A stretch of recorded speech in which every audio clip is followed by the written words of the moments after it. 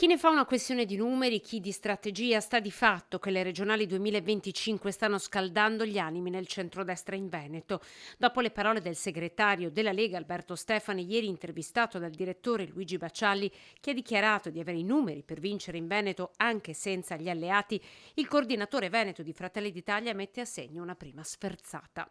Non sono un grande appassionato di sondaggi, mi piacciono molto di più i risultati elettorali. E i risultati elettorali sia delle scorse politiche sia di quelle delle recentissime elezioni europee ci dicono che i veneti apprezzano gli esponenti e il messaggio di Fratelli d'Italia. Non ne fa una battaglia di numeri, ma una questione di diritto. Il capogruppo della Lega in Consiglio regionale, Alberto Villanova. Abbiamo riportato con il presidente Zaia la nostra regione al centro del dibattito politico, anche adesso con tutto il processo sull'autonomia il Veneto è il portabandiera di questo progetto di rinnovamento dello Stato e quindi io credo che mantenere la guida di questa regione per un movimento come il nostro, un movimento identitario legato al territorio, sia semplicemente fondamentale. Noi non ci possiamo permettere dal punto di vista politico di perdere quello che è un nostro simbolo. Nelle condizioni di Stefani farei la stessa cosa. Chiosa, il coordinatore trevigiano dei meloniani, Claudio Borgia, fanno il loro lavoro sul territorio. I pesi, però, chiarisce, sono cambiati.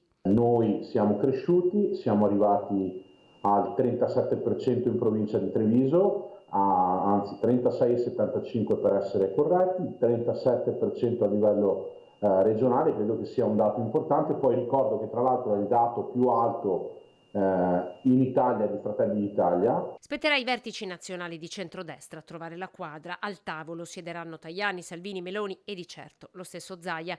Ma se la Lega spinge per mantenere il primato in Veneto, ai fratelli il compito in queste ore di suggellare l'alleanza. Smettiamola di parlare di divisioni, ma stiamo assieme e diamo ai veneti un'offerta politica ed anche un candidato che esprima ciò che i veneti veramente vogliono, e cioè l'unità.